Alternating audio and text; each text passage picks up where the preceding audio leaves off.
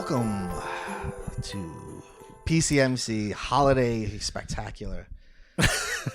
Anthony, how are you? I'm great. I'm in the holiday spirit. Me too. I'm in a jolly good spirit. Today we are celebrating The finest Christmas movie of all time. the holidays with 1999's Eyes Wide Shut, directed by Stanley Kubrick. Now, listen. I don't know what a Christmas movie really is. Yeah, let's not get Die Hard on this. Exactly. I have a note here that I wrote to myself. I'm getting dangerously close into the guy who thinks it's A personality to say Die Hard's a Christmas movie. Yeah.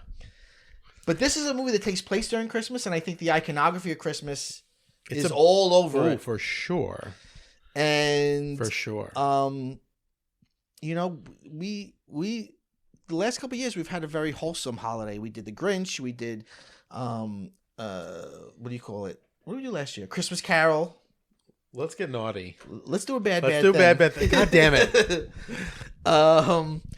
So Eyes Wide Shut, based on the 1926 novella Trauma Novelle, which means dream story, by Arthur Schnitzler.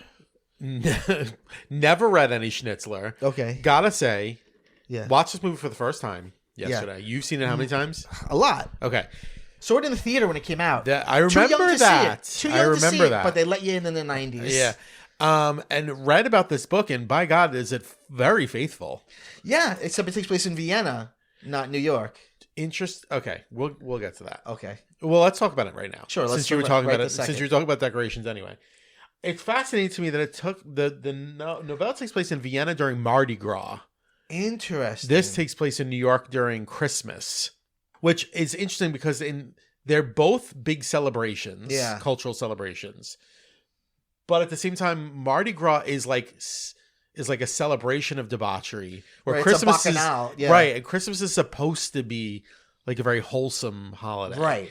So it's an interesting change. It is. It's a very interesting change. Kubrick could have done something, could have set it in New Orleans during Mardi Gras, and it would have been made more literal. Yeah, New Year's even. Yeah, you're right. Right. Every set is dripping with Christmas decorations except for the one.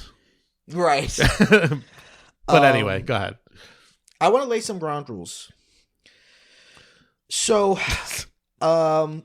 since the documentary Room 237, the discourse around this movie and the discourse around Kubrick in general has sort of slipped into cuckoo bananas area. Yeah, the Room 237 is one of the craziest goddamn things I've ever seen. Well, the thing about that movie is I like some of it. Some of it is post-structural criticism. This is how I read the movie. But when they go, this is how I read the movie, and I think Kubrick meant it, that's where I go, no. Yeah. Or this is a Kubrick. Or real bananas, like I'm wearing an aluminum hat. And right. Kubrick did the moon landing. And they're going to come find me for spreading the truth. Right. Kubrick faked the moon landing, which even by then he could not make more fucking less sense. What's cinematic about the moon landing? You would get any schmuck with a camera. Why would you get an important filmmaker who already had public leftist leanings? It's ridiculous. What I don't understand about Room 237 is that that movie I feel is like almost irresponsible in that it presents every interpretation of The Shining as if they're all equally valid, and never like the movie doesn't present the crazy ones as really crazy.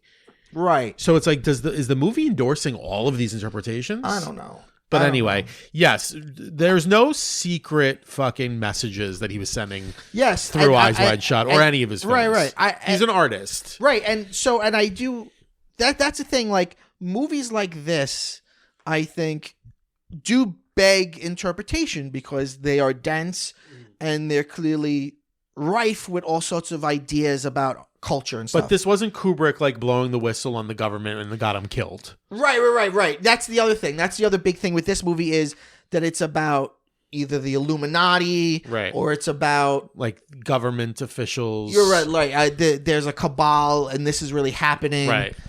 And him dying before it was finished just adds to the conspiracy. Right. So that's one ground rule. Okay. The second ground rule is that this is like a very talked about, very written about movie. So I tried this, even though I've heard and read a lot of that stuff, I stayed away from it in preparation for this episode because I just want it to be about what I think about the movie. But inevitably, I will probably repeat other people's ideas. Mm-hmm. And if I remember that they're other people's ideas, I will credit them. Mm-hmm. There's possibilities that I will echo what other people think because I just think that as well. Yeah. Like a lot of people talk about whether the protagonist is gay. I thought that as well. Yeah, so... But I'm not getting it from someone else. So I've just, like I said, I saw this movie within the last 24 hours. Yeah. I've not read anything about it other than like a quick Wikipedia page of like, I was curious about if it was really filmed in New York, which most of it wasn't. No. Which adds to the eeriness of it. Right, because even the street names aren't real names. Yeah, and it's London, and you could tell there's some clues in there that it's London. But I also... one interpretation I had in my mind through the whole thing was like, is Tom Cruise's character gay? And I didn't get that from anywhere. So actually you saying that validates me. Right, okay. Because I thought maybe it was just me trying to read gay into everything. right. Did you notice the London, like it was like, there's one part where he's being trailed. But a lot of it's sets.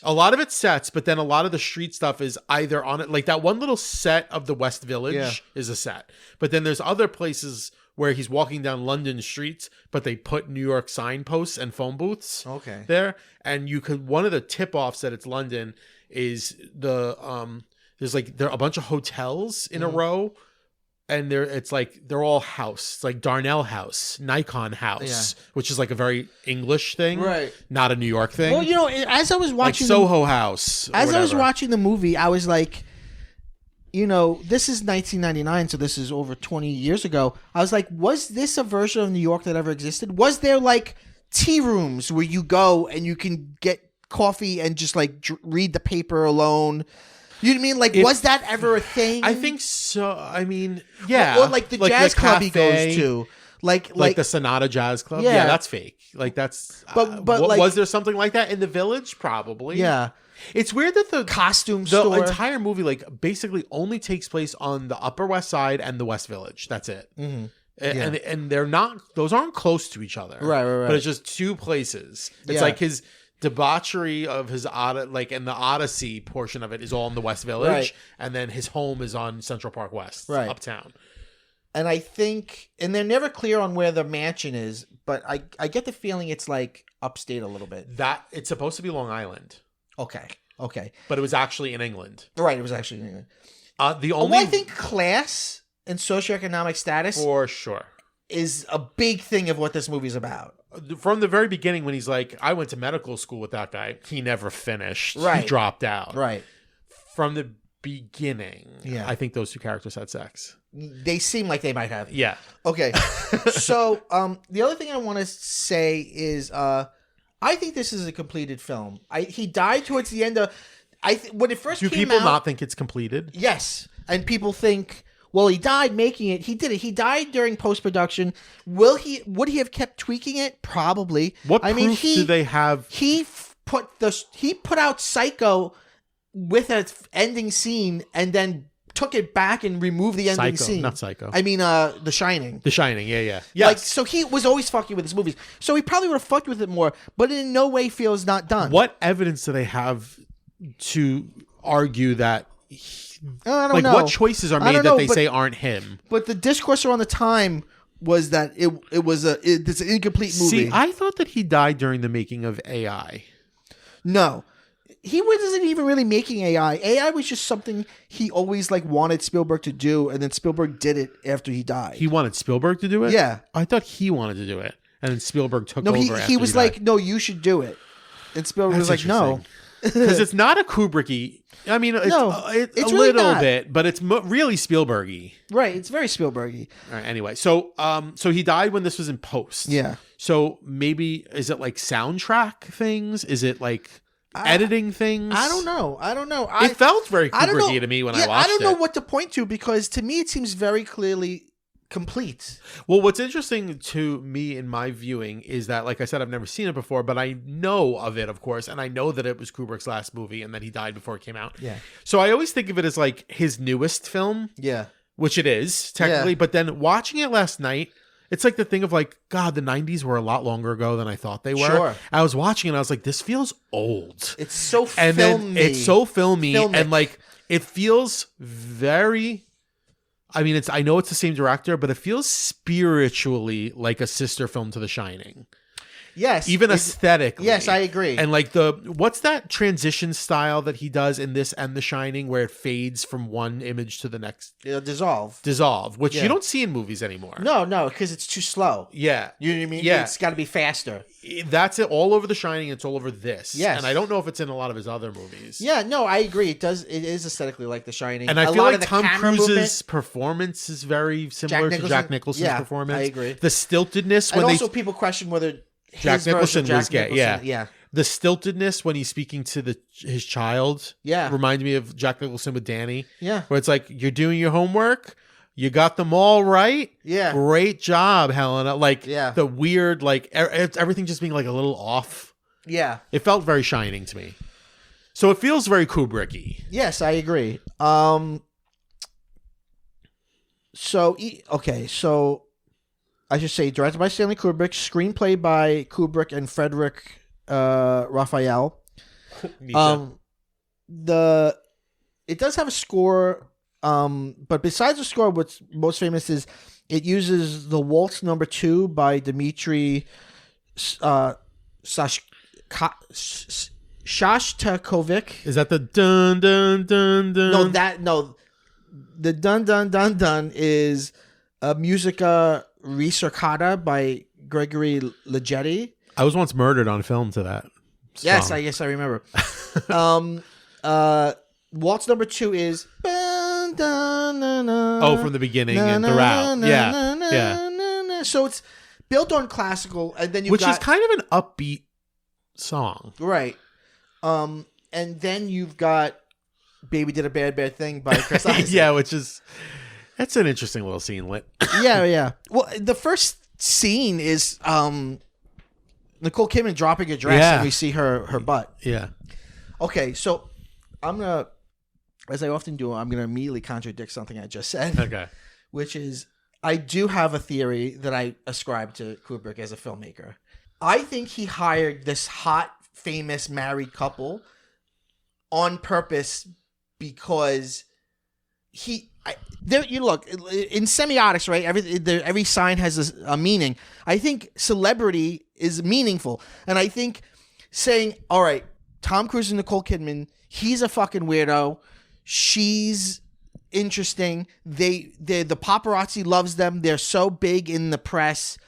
I'm gonna put them in this movie about a bad marriage on purpose." Mm-hmm. And also, Tom Cruise is a bad actor. He's not good at acting.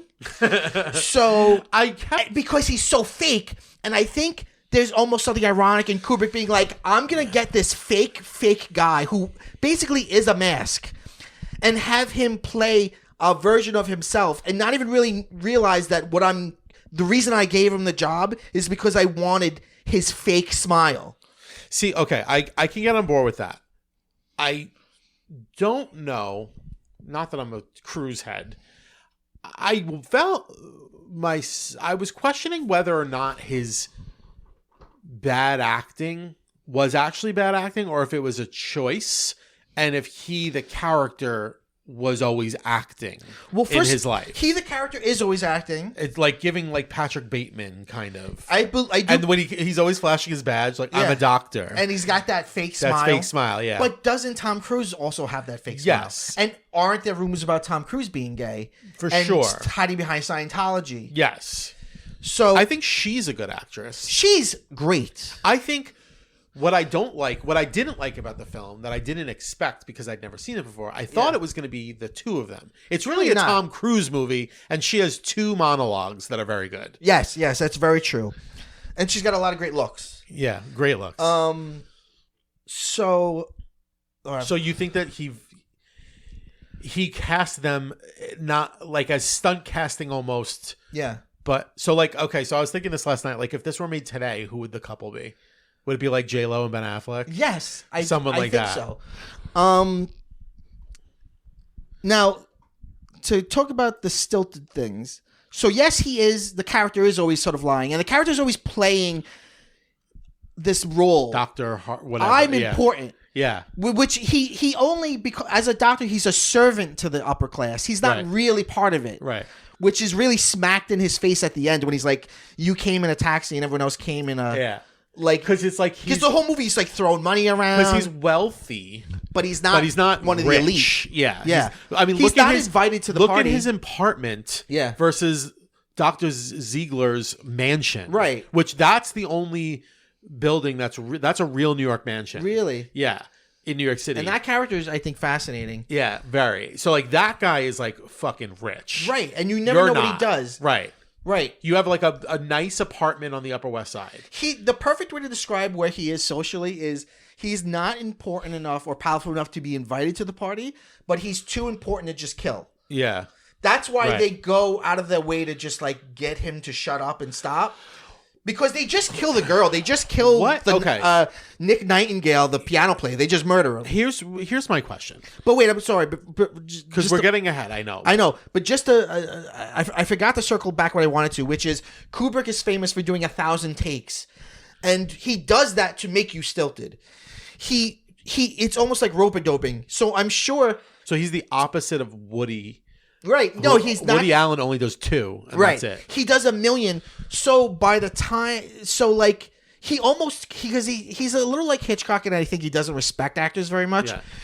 And he just wants you to do what he wants you to do. Pushing them to the limit. He's pushing them to the point where they're no longer doing their own choices. Right. Like get your acting out of the way, and then I'm going to make you do it, and make you do it, and make you do it, and make you do it, and then by the millionth time, you are just sort of doing just saying rotely, the words, yeah. And that's part of the stilted nature of it. Like a little bit of frustration in there. Ziegler, who's played by Sidney Pollack, the director, was originally played by Harvey Keitel. Oh my God, I thought you were going to say Harvey Weinstein. No, Harvey Keitel. And first day of shooting, he does like 2 takes, and he's like, do it again. Doing his Kubrick thing, and by like take 50, Harvey Keitel's like, "Fuck you, fuck this movie, fuck everyone," and he just leaves. I love that.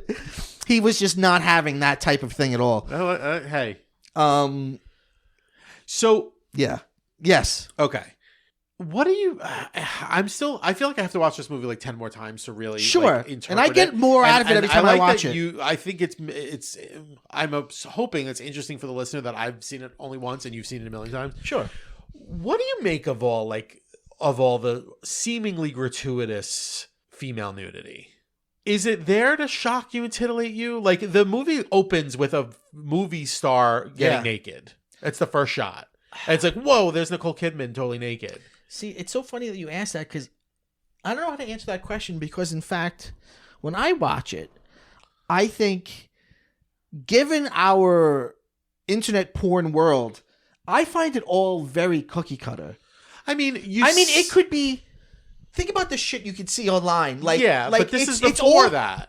But still, it feels like an old man, which was Kubrick was an old man. It's an old man thinking what he would want a sex party to be, which is people in elegant masks, tall, statuesque women with sensible pubic hair. You know what I mean? Like it's not like now you would have fucking furries. And this guy's sucking that guy, and this one's... You know there what I mean? were like, a few gay couples if you pay... Right. Yes, there were a few gay couples. The CGI people blocking the fucking... They look like insane. They look like Sims characters. Yeah, insane. I'd love to see the version without that. Yes. Roger Ebert calls it the Austin Powers version, I read. Well, because he makes the point, if it's point of view, what am I reading? Are you supposed to be telling me that Tom Cruise can't see anything? Yeah. Because how can it be point of view when he's not seeing it? Yeah, I don't know. I do feel like I don't know. Well, let me say, Kubrick has been accused of sexism and objectifying women through his whole career. I mean, there are a lot of tits I'll agree. in this movie. Yeah, I'll agree. I think Alan Cumming is. I mean, you don't see Tom Cruise's dick. You don't see any man naked. And I think that's one of my criticisms. When they catch him and they're like disrobed, they should have had him disrobe. Yeah. But like he's not good. his movies are all white people. Like, he's not good representing people of other races. He's not. Look at what he does to like Halloran in The Shining. Yeah, a character that survives in the novel that he kills in the movie. Right, and he just makes him like, and he's not great with, like even like Alan Cumming, who I love. Like, he's like almost like he is a real gay man, but he's almost like a gay caricature. He's like, that scene is so interesting. It's like everybody seems like they're in love and they're just so deeply attracted to Tom Cruise, including me. Like, when I was watching this movie, I was like, I've never been attracted to Tom Cruise before, but I find him sexy in this movie. Right. But like his character, the character who like kisses him and says, I love you. Yes. And he's like, I barely know who you are. Like, everyone just seems like so enamored with him. Right. But he does, I don't know. But isn't that a perfect character for you to hire Tom Cruise to play? Right. Yeah, I get that. I agree with you. But that was a weird little scene with Alan Cumming, because it's like Alan Cumming's just like desperate for Tom Cruise to like fuck him. Yeah. It feels like. Yes. But he's telling him something awful. Right. Very similar to the scene with he's right about to fuck her, and then she says Domino has HIV. Yes. Which is so weird. Right. And I'm still like trying to figure out what to even make of that. Yeah. I don't know. It just feels like everybody wants to have sex with Tom Cruise. Right. And like, even when they are talking about all horrible things happening. Yeah. Everyone but Nicole Kidman, his wife. Right. Who wants to fuck some other guy, a naval officer. But that's the thing. Unless you count when he kisses other people or when he touches that one. He never really cheats on her. She never cheats on him. But it seems like he's very willing to cheat on her. No, I disagree. And this is why some people... I, by the way, don't read him as gay, but I think it's an interesting reading. Yeah. I read him more as impotent. He has so many chances to cheat, and he doesn't. Well, and you're like, why? Why does he leave Domino? But it seems like with Domino's roommate, he's about to, and then she stops it. I think he would have found a way out. I think he could have fucked the daughter of the patient that died, right? Like, she was like, "I love you." He could have fucked. He was with Domino. While he's with her, Domino, by the way, played by the incredibly gorgeous Vanessa Shaw. I know. From Hocus Pocus. I saw her, when I got eyes on her, and I was like, "Is that the girl from Hocus Pocus?" She's so beautiful in this movie. The shot of the close up of them kissing is like one of my favorite kisses in all movies. It's insane that's like just like 2 years prior she was in Hocus Pocus. Yeah, and it's really her second weird psychosexual movie if you count Ladybugs. Yeah. She's also in The Hills Have Eyes, where she's raped. Really? She's getting a lot. Yeah. She's great in it. You know, now that you say that, I do feel like you could read this movie as two people in a marriage that's not great who are just too afraid to leave it. Because it seems like they're both obviously attracted to other people and both kind of want to cheat. Right. But ultimately are just too afraid. I have a more positive reading of it. Do you think that they really love each other? I think yes. I actually know. I actually do think they love each other. Yes.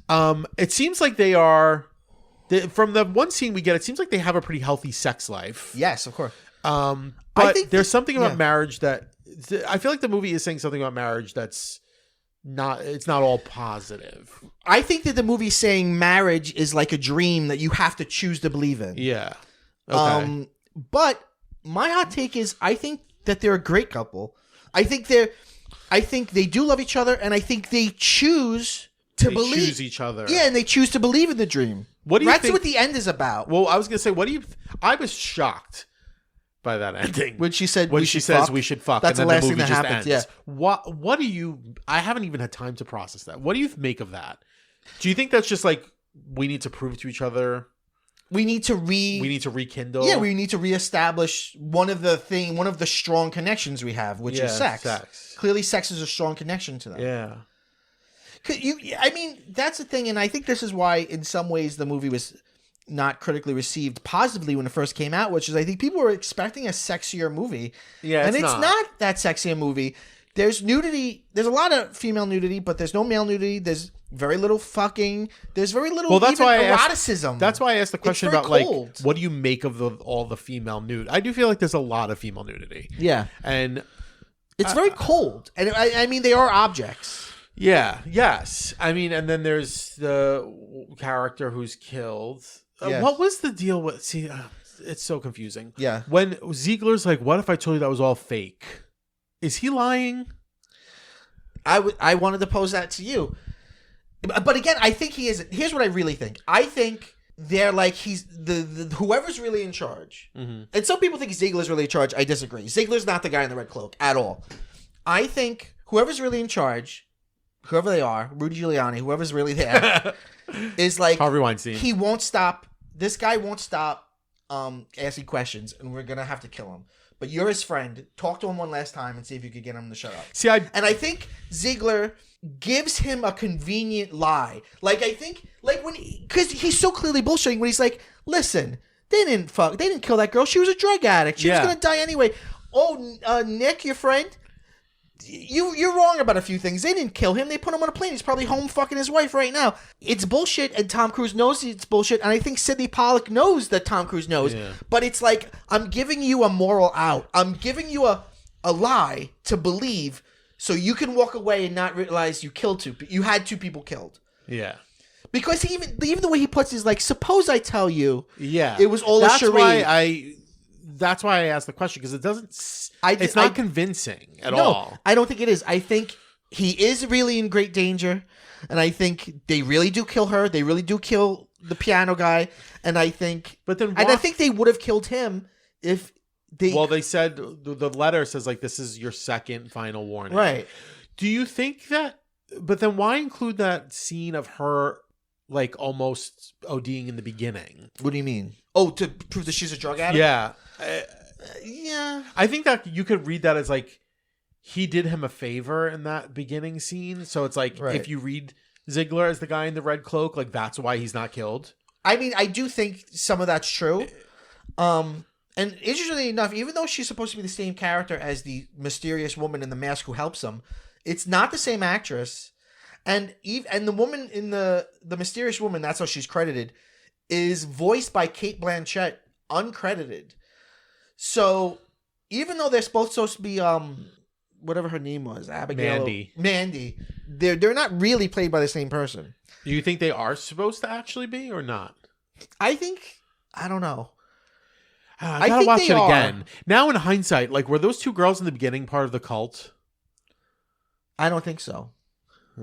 I don't think he. And that was another opportunity where he could have fucked them, but he didn't. Yeah. And there's the whole thing with her and the Hungarian guy who's like coming onto her hard. Yeah. And she's like flirting with him hard. Married, yeah. And she chooses not to fuck him. They always choose to not do it. And I think that's human nature. Like you are animals. You do want to fuck other people. In the end, a good marriage is not necessarily that you are never attracted to other people. It's that you make a bond and you believe it. Yeah. I mean, the thing that shakes them up, the thing that shakes him up, is she says, I would have cheated with this guy if I had the chance.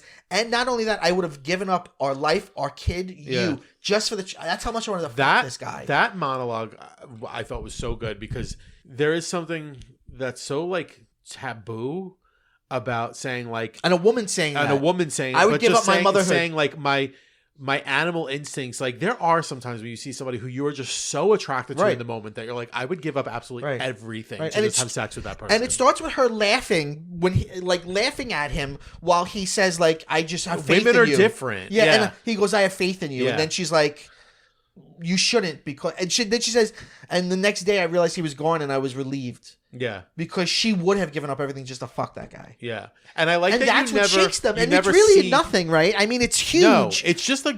And then he comes back later when she has the dream. Which is another weird thing. Which is really weird. Well, that's another thing. Some people think she's a part of the cult. I disagree. I don't think it's ever... I don't think so at all. I don't think... What? Why? Because she says there were other hundreds of people around? Right, because it seems like she's describing it and she puts the mask next to the bed. See, but did she do that? I think she did do that. As so like where was explain this. He put it in the after he came home. He puts it in the. I think they have like a vault or something. But then when he brings the cloak and stuff back, he looks like he genuinely thought the mask was in there. I read it as somebody from the cult was fucking with him, broke into his house, took it, and then put it on the bed. No, I think he knew. I think he wanted to keep it for some reason. Okay, that's interesting. Again, it's like I just gotta watch it again. I think. Well, there's so many ideas, and there's nothing. I mean, I go back and forth on things, you know. And what's weird is it's like a hat on a hat, because you could have a whole movie about a guy whose wife tells him she almost cheated on him, and he goes out and almost fucks a sex worker, right, and he goes to a club. You could have that whole movie without the Illuminati sex, but then in the middle of this movie, it becomes like a thriller. Is this insane and truly, I think, scary sequence? And then it's like two stanzas, because then after that, in the middle, it just repeats he repeats the same people that he saw. So it's sort of like the beginning and end kind of fold into each other. And then it's really interesting that like he shows up, he drives out to Long Island again to the house, and the minute he arrives, a guy drives up and gives him an envelope addressed to him. Right. Which was that the envelope that Nick had? Oh, I don't know. Remember, he's like, he tried to hand me an envelope, Alan Cummings says. Oh, maybe. No, because it says like, you know, stop asking questions. This is your second warning. I hope this is sufficient. I don't know. It's so weird. So Nick just died. They killed Nick. Yeah. That's what I say. Tom Cruise is in this weird place. So that part when they're walking him and he's being blindfolded, could you read that as they're walking him out to kill him? Because I read it as just like they're walking him to the piano. No. Oh, like, yeah. So obviously he dies later, but like he says that he plays piano blindfolded. Right. And you see him being walked through the party in a blindfold. Yeah. But I'm not sure. Is that them walking him out to then take him back to the hotel and like? Yeah, I'm not sure if in that moment that's what that's. And also there was definitely a gay subtext of Alan Cumming being like, he came home with two big guys. Right. And can we just explore the gay thing for a second? No, please, let's go. I think there is definitely a interpretation that, with a lot of evidence to back it up, that part of the mask that Tom Cruise wears is that he's gay. Yes. And that I do think that even those, this is going to sound weird, but for some reason, even in those not flashbacks, because it didn't actually happen, but in him imagining her having sex with the naval officer, it almost felt voyeuristic, as in like, is he jealous that she would get to have sex with a man? That's really interesting. That's really interesting, and I do think, for me, the strongest queer vibes comes from him and Nick. Yeah, and especially like because Nick dropped out and like did something different. And Nick seem to have like a pass with each other and almost a little secret with them. Yeah. Also, the fact his name is Nick Nightingale is interesting, because Nightingales sing. Yeah. And like you associate like singing like a bird is when like you are pressured into like telling on someone. Yeah. But then also there's like Florence Nightingale. Yeah. Interesting. Who's like a nurse. Yeah. It's his. Obviously, being a physician is like central to his identity, right? Or at least his outward, like how he presents himself. Well, I think it's how he. I think it's part of his mask. It's part, and it's where he gets his money, and his so-called clout, and it's like But then you see him at work, and it's like a rinky dink. Yeah, it's like a little private practice, and he's like messing with somebody's leg, right? And then at one point there's like a beautiful woman who's got her tits out, right. But then it's followed by like a little kid who he's like feeling his glands. Like it's not glamorous, right? His biggest. He makes a lot of money that he lives in a beautiful place in the city, but probably his connection to Ziegler is his biggest connection to that world of power, right? But and also keeping because he's Ziegler's doctor, right? I mean, also just to go back to what you said a second ago, it was the 90s. Like living on the West Side was like a little bit humbler than it is now. Sure, like living on the Upper West Side, but they have art on their walls. They do, like they have money, but like they like now you like are rich if you live in a building like that. Like I don't think. You like the Upper West Side was kind of like residential. It was not like glamorous. Yeah. Let me ask you about... And it's kind of small. The apartment's kind of small. Yes. I want to talk about the Wizard of Oz references. Yeah, okay. So there are a lot. So they say there's over the rainbow ends. The two models that are taking him away. Then the costume shop. They say we're going to go over the rainbow. Yeah, the costume shop is rainbow. And also, and I only got this today watching it for like the 10th time. The models say we're going to take you to where the rainbow ends. And then he's summoned upstairs. And the next scene is Ziegler's bathroom.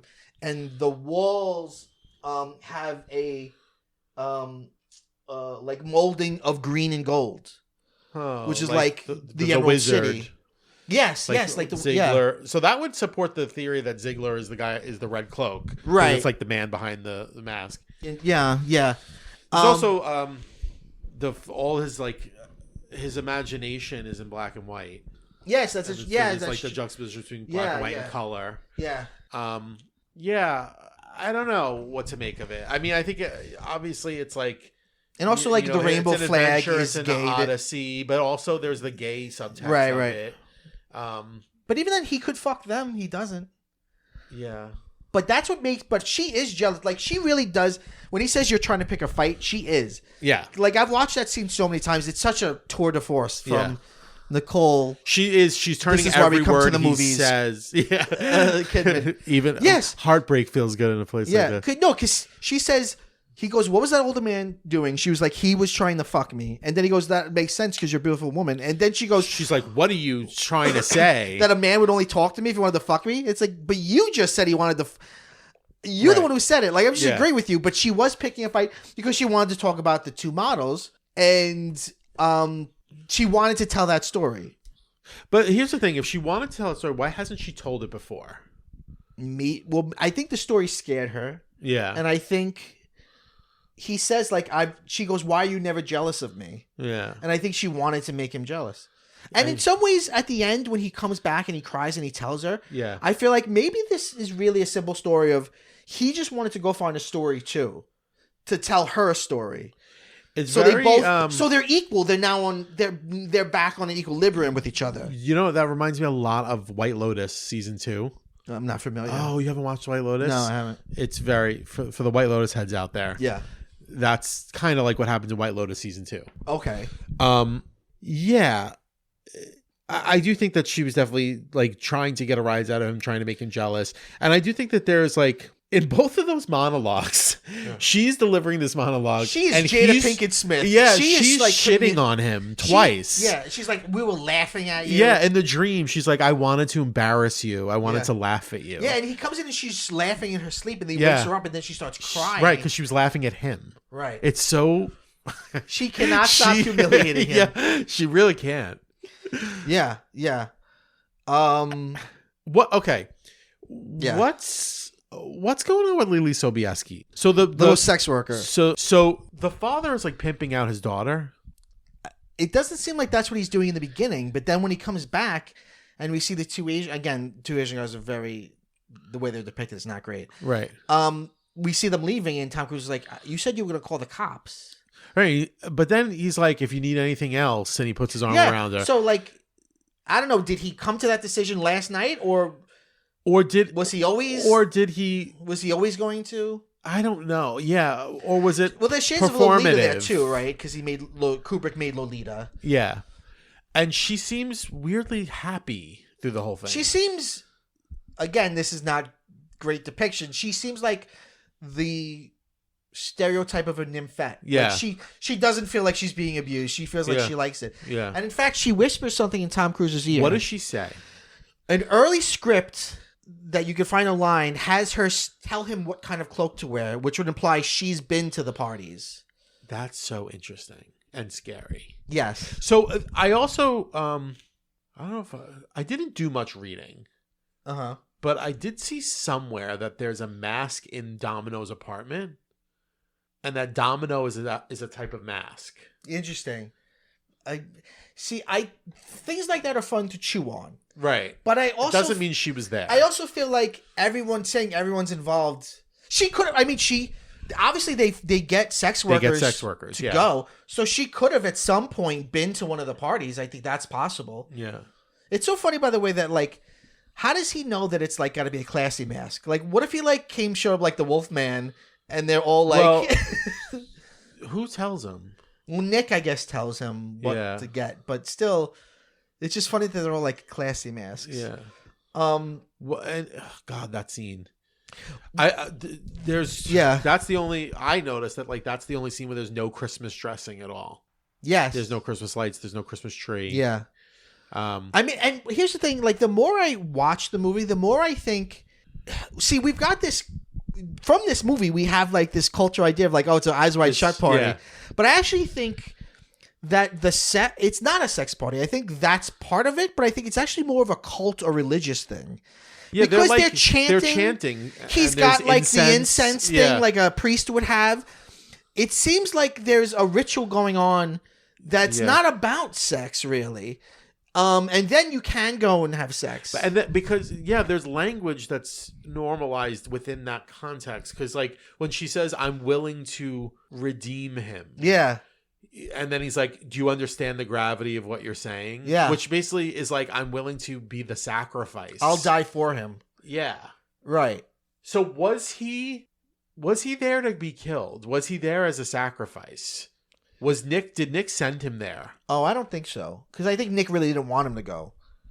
But then why did he tell him so much? I don't know, because he wanted to he probably feels inferior that he dropped out of medical school and he's, this transient jazz musician and this other guy's this big shot doctor.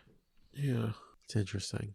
Levels of class. Yes, absolutely. Absolutely. Yeah. Right. Tom Cruise thinks he's really hot shit, but he's not.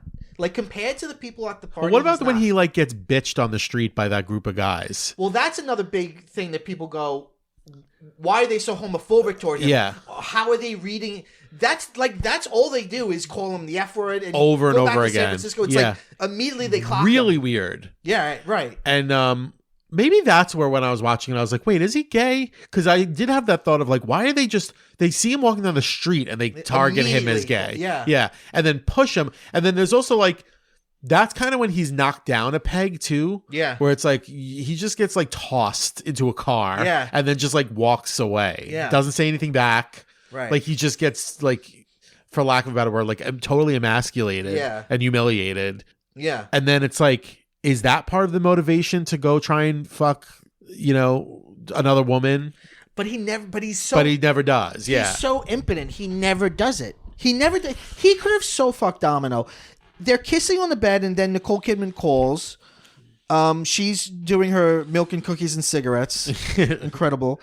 And she goes, how long are you going to be? And he goes, oh, I might be a few more hours. So he's covered himself. Yeah. And then he goes back to the bed and he says, like, I guess I should leave. Why? You just you could just fuck her right there. Yeah. Now, later on, when we find out she has HIV, we're supposed to feel like he almost... Yeah, he dodged a bullet. Yeah. Although I've read that people read that into the gay subtext of it being about AIDS and it being about like even like him going back to different people is like going back to the people like if you have an HIV, you should go back to the people you've been sexual with partners. And let them know. I think it's fascinating to think of him as gay, but to me, but you don't think that that's authorial. Like you don't think. Well, I don't think any of it's authorial, But to me, it's more interesting. I don't know. There's something about that's too easy for me. I think he is heterosexual, but I think he's more. To me, I see him more as impotent in a way. Mm. He's also there's a certain reduction there's a reduction of the sexual spectrum when you just say that like characters can either be gay or straight. Right, and and if he's gay, he must be closeted. And right, yeah. I mean, it's like when people say Jack is gay, and that's why, like that would lead to his going crazy and killing his wife. Right. Like, let's talk about the party. So wait, before we get to that, so with Lily Sobieski, she doesn't really serve much of a purpose other than to show like the world is full of perversion. Yeah. But that's an interesting scene because he like almost does a noble thing. Yeah. By like kind of standing up for her and being like, you said you were going to call the police. Right. And like now you're pimping out your daughter. Right. But then he ultimately doesn't. Right. Like what is that? Is that just like he has an impulse to like be an upstanding citizen, but he never kind of fully follows through with it? Even though he's making decisions, he's sort of making them blindly. And he feels like a lot of the movie's happening to him. Watching it today, it occurred to me that the only time he seems to be like a protagonist who's pushing things ahead is when he's talking to Sidney Pollack at the end, and he seems to be fighting it back a little bit. Yeah. And he's like, that girl died. How is it a charade if she died? Like, that's the only time like he raises his voice and he seems indignant about what's happening. Yeah. Yeah, you're right. And that's all. And that part when they're like, take off your mask. I mean, like, it's so scary. Well, and when they're like, what's the other password? Right, and you hear like this chant, like, like this chanting, and it's so creepy.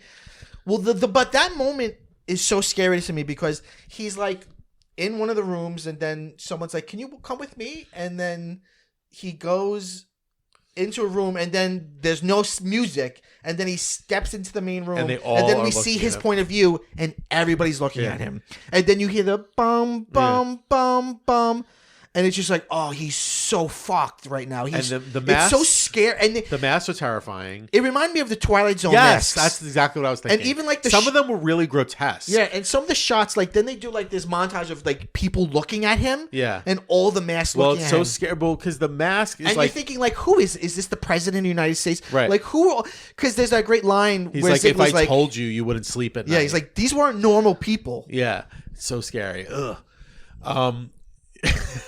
Yeah, there's something about like a mask provides you like a sense of anonymity. Yeah. But then when every other mask turns and looks at you, right, you're being seen. Right. Exactly. And them all looking at him. And you know, like we haven't talked about dream imagery yet because it's almost so obvious.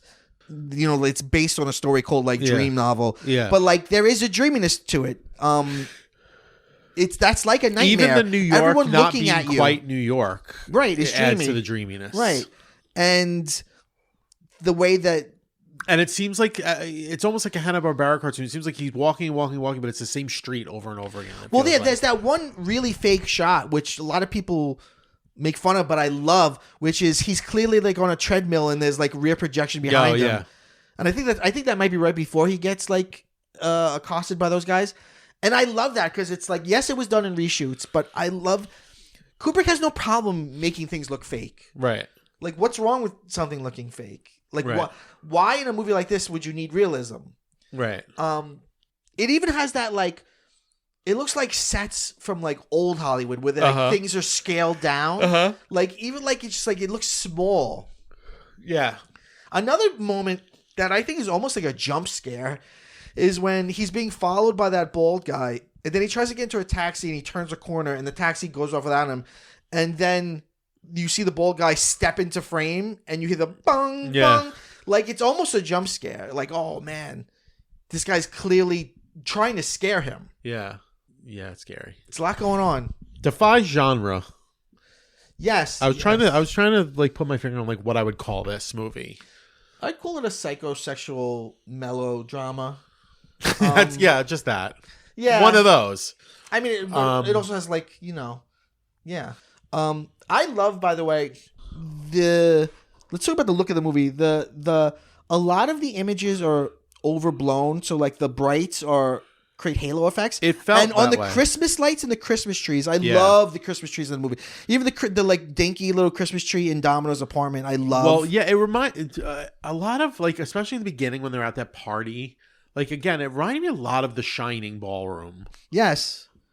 You know, I like agree. the bright lights and like the metallic, like the gold and silver. Right. Everything like over illuminated, like overlit. Right. Creating that halo effect. Yeah. Just like there's so many lights. Yeah. And there's that stairway where like there's lights on the wall, like just crawling all the way up the wall. Yeah. It's really interesting. It's beautiful, and it's like, but it's beautiful in this. And it's interesting, disquieting way. Yeah, it's interesting that in the novel it's Mardi Gras, right? And Mardi Gras has the masks, right. And you know, Christmas is like it's Christian and it's pure and it's about Jesus, and it even ends in F.A.O. Schwartz in a toy store. Yeah, she holds up a Barbie doll. And making Christmas uncanny is such an interesting choice that it makes. So does he tell her everything? I think he tells her everything. Because it cuts. Yeah. And I got the impression like Wendy that they look from The Shining. She does. I got the impression that they had been up all night talking. Yes. I think he tells her everything. Interesting. I think that's the point. Right. He wanted a story. Yeah. And then they go to shop together for Christmas. Right. And then she says, there's one thing we should do. We should fuck. Yeah. Because that'll like... Because they have that very crazy conversation where they're like, She's like, he's like, what do you think we should do? And she's like, I think one night doesn't defy a whole marriage. Right. And I think, you know, I forget what she says, but she starts bringing up dreams. Yeah. And like something in a dream, reality in a dream. Yeah. And then she's like, we should be grateful that we made it through our adventures. Yeah. And it's like, it's a dream that, I mean, in Kubrick's sort of dark view of the world, maybe that's his positive. Like Kubrick once said, like, The Shining is a positive movie because it shows that there's life after death. Like, it's almost like Kubrick's positive take on, cynical but positive take on marriage, which is like, marriage is a dream that you choose to believe in. Yeah. You choose to believe that nothing could break this bond. Right. When something could break it. Right. I think you should see it again because I think it's a fascinating movie and I think it's full of stuff. And I think Kubrick's directing style with actors is almost never better than that movie because pushing everybody to the brink of doing everything a million times almost creates the dreaminess. Yeah. Like when they're smoking weed and she's doing her monologue, she's doing it in this weird slow way. Yeah. That's almost exhausted. It's very dreamy. She's tired through the whole movie. Right. She's always yawning. Yeah. Yeah. It's something that I picked up on. Yeah. You know, they do have a small child. Yeah. And you know, she's either sleeping or she's waking or she's right about to sleep or she's tired. I mean, it's exhausting to be parents to young kids. Yes. You know, I think that's part of it. Mm-hmm. You know what I thought about this time when I watched it this morning again? I watched it twice this week. She immediately starts drinking heavily at the party. I was thinking that too. Like, is she supposed to have a drinking problem? Right, and she brings up that she worked in a gallery, but it went under. Yeah. So she seems a little bit more lost than him. Yeah. But think about how she's acting when she's dancing with that Hungarian guy. Yeah. She's talking so slow. Yeah. And they're like right in each other's faces. Yeah. And he's like, I need to see you again. And she's like, I'm married. Yeah. Yeah. But I mean, is she trying to make him jealous? Is it self-validation? Well, yeah, maybe because she sees the two models first. Yeah. But I think she is charmed by that guy. And I think what he does is very weird, which is his like opening move is he picks up her drink and drinks from it. Yeah, it's weird. But again, that makes me think of class. Like, I can take yours. I can take your food. I can take anything from And then you. it's so bold that like he's known her for like 5 minutes and he's like, why would you be married to that person? Right. And he also says something crazy where he goes, do you know why people get married or why people used to get married? Because they wanted to lose their virginity before they can go and have sex with other people. Yeah. Which is right. But it's a crazy way to think about marriage. It's but again, he could be. See, I would believe he's at the party. Yeah, he's at the party with the masks. Yeah, because he seems like a powerful man who doesn't care that he's hitting on a person's wife. No, he doesn't care. Open and basically, I feel like through his dialogue, he implies like you are better than him. Right. Like I want to fuck you, and I'm better than him. Right. Yeah, it's wild stuff. I wonder if was Stanley Kubrick happy with it? I don't know. Does anybody know? I don't know. I think he probably would have kept tweaking it and fucking with it, you know. And I don't know. What I don't know is who made the decision to put in the people blocking the explicit sex. If that was something that he wanted or something that the studio added after he died. You know, maybe he would have fought harder to not get that. Because it would, I think, if you saw the explicit fucking, it would raise the creep factor up a level.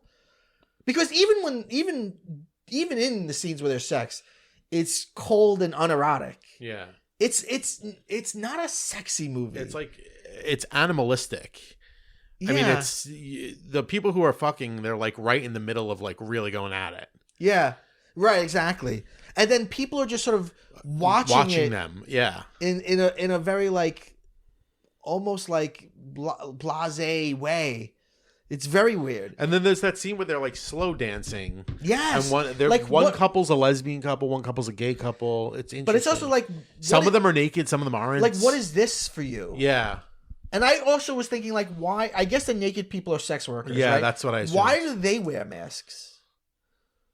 Yeah. What would be the reason for them to wear a mask? I guess so that there's like plausible deniability of like, I don't even know who you are. I guess it's really or it's just like a weird fetish. Well, yeah, I do like that. It's like scary and weird. Yeah, like it makes because that's the thing. Very it's like scary. His and weird. mask is revealing, but kind of sort of blank. Yeah. Why do some of them wear like grotesque masks? Right. You know, like some of the masks are just downright scary. Right. Or they're like screaming faces. Yeah. and stuff. Yeah. It's weird. Yeah. Yeah. It's like there's so much to talk about with this movie. I'm just looking through my notes to see if there's anything that I wanted to bring up that I didn't, because I was just, I as I was watching it today, I was like, I'll take notes now, but I don't want to like do close reading because it'll take me forever. I just want to like questions that come into my mind. Here's a question. What do you think the title means? I don't know. I mean, obviously, it's a play on Eyes Wide Open. Yes. I'm assuming it has something to do with like ignorance of some kind, or like moving through life without being observant, or buying into ignorant. the dream. Yeah, ignorant of what's out there, or or of reality, or something. I don't know. Okay. That's how I read it, and also it, it lends itself to like the dreaming thing. Yeah. Like your eyes are shut when you're asleep. Yeah. So eyes wide shut. Right. It's like you're asleep but seeing through. It's like seeing in your dream. Yeah. Okay. Maybe. Something the part that I always forget about when I watch this movie, and I feel like almost you can cut out, is the stuff with the patient who dies and his daughter. Yeah, it's in the original novel. Okay. But then when I was reading the synopsis of that novel, that character comes back later. And I think that the summary I read said like the main character like reaches out to her again, and yet but now she feels differently about him. I don't know. It's weird. You could look it up, or I could pull it up. But that character does come back. Maybe it was a scene that was cut. There's a scene later on where he calls her house. Right, and then the husband. The husband, Greg from Dharma and Greg. yeah. Answers the phone, and he just doesn't say anything, which again is very flaccid. Right, so but why would was he have he said calling? Something? Right. Would he be like, "Can we meet up?" Yeah. It's clearly weird. She's the father's doctor, and like she's trauma bonded to Tom Cruise because he's very handsome and he was there when her father's dying. Right. Like that's why she thinks she loves him. Right. But that's an interesting scene because it makes me think about like what people need from love. Uh-huh. Like she feels like she needs him because he gave her comfort through this hard time. Yeah. And it's like, what do other people need? Right. These rich people, maybe they don't need anything but just the physical act of sex, and they don't mind someone dying. They don't mind someone being disposable. Yeah. It's also like reminds me of just Kubrick imagery. It reminds me of the end of 2001 when he's in the bed before he becomes the Star Child. Yeah. Because he's in this very ornate looking bed. Like clearly they're also a very wealthy family. Yeah, for sure. What else do you got? I'm trying to find this. Let's see. Maybe she doesn't come back. So I'm looking now at the summary and I don't see it again. I thought I read that. Would you say you have a favorite scene? I don't know. I don't think so. Do you? Yeah, I think it's the scene at the end with Ziegler. I like Ziegler's mask coming off. It feels like he's coming back. It remind me a bit of that scene at the end of Psycho, where the guy, like the psychologist, explains. No, I disagree because I hate that scene. I do too, but it felt like similar in the way that it's like, okay, now we're down to earth. Oh, okay, I see what you mean. See, I like it because Ziegler's got this. Sorry to cut you off. In the original, he visits Marianne again, but she no longer expresses any interest in him. So he does in like his second round in the book. He goes back to her. Interesting. And in the movie, he calls and the husband picks up and that's it. But in the book, he speaks to her, but she's no longer interested in him. Interesting. Which is weird. Interesting. Like again, he's like looking for validation from a lot of people. It feels like. And she says she's not her husband yet. She's gonna marry him. Yeah. She says he's a math professor. So like a doctor would be a step up in class from that. Yeah. Or at least in economic, whatever. Yeah. Sorry. Ziegler comes off as like, and you've met rich people like this. Like, I'm a down to earth. I'm a guy. Hey, buddy, thanks for coming. I'm clearly very rich and powerful, but I'm not making a big deal about it. I'm making, you like that scotch? I'll send you over a case. Yeah. But then the more he gets into talking to Tom Cruise, his mask kind of slips off and he's becoming more crude. He's like, oh, the girl with the great tits. Yeah. Probably fucking her, but like she was a drug addict. Like he becomes like vaguely threatening. Yes, too. yes. Yeah. But I realize even in the beginning when he's being super nice, he's threatening. When Tom Cruise helps him with the girl in the bathroom, he's like, I know I don't need to tell you this, but this is obviously between us. Yeah. That's clearly a threat. Yeah. And I just love like, and he's summoned. Yes. To him. Right, and he's brought to his door and he's like, thanks for coming. And it's like, you sent somebody. Yeah. Right. And there's a lot of that. There's a lot of summoning. Yeah. There's a lot of manners in it. Yeah. Like people performing a certain like etiquette. Yeah. And like the movie seems to have two color schemes. There's like the very hot colors and like red, and then the very cool colors. And I like that he's got like the red pool table. Yeah. He's like the way he's playing with the ball is very like, I don't know, like just powerful. Like suggestive of like I'm in control of this game. Right. Yeah. And the way they're like walking around each other as they talk. And even in the end, when like he kind of convinces Tom Cruise to give it up, he like hits him on the shoulder in a way that's super friendly but also kind of threatening. And he's like, everybody dies, but you know that. Right. He's like, go home, forget like this is your last warning. Like, just literally go home and forget about this. Yeah, or else you're gonna die. You will die. Yeah. So, Merry Christmas, Happy Hanukkah. Why do you think she did the Mandy did that for him? If that is Mandy, I guess. If it's Mandy, I think she was just sort of suicidal, or she really felt like he saved her, so she owed him. Yeah, maybe. I don't know. Or Ziegler's right; it was a charade to scare him. She didn't really die. Not that I believe that. Yeah. But that's the thing. It's sort of like it's whatever movie you think it is. Yeah. You could choose to, and that's maybe why there's so many crazy theories about it. Some people we haven't talked about MK Ultra. Some people see it as like I'm not a great conspiracy theorist, so excuse me, but there's this belief that like the military like did a brainwashing program during the Cold War, and they would they'd give you acid and then like brainwash you. Oh yeah, and like supposedly like Marilyn Monroe is involved in that somehow. Yeah, and like they say like Lee Sobieski's involved. Like she's one of these like drone people. That's weird, right? Well, but she does have like a strange affect, right? Like she smiles. She's smiling through the whole thing. Yeah, no, she certainly does. But I guess what I'm saying is it's the movie you want it to be, and that's why maybe there's so much crazy theorizing. Yeah. That some people, it's like, oh, that's a movie about the Illuminati, or that's a movie about this. In some ways, I think you could read this as a movie about Scientology. Yeah. Kubrick could have fooled him into doing a movie about Scientology. Yeah. I mean, how do you not think about Scientology when you think about a cabal of rich people with a great power in a weird religion? Yeah. It's really fascinating, and it's a great Christmas film. Absolutely, and happy holidays to everybody. It's got a coziness to it. Thanks for listening to. It does in a way. Thanks for listening to PCMC. We come out every week. I hope you guys have a good holiday. Anthony, we end every episode by saying, "Go bye bye."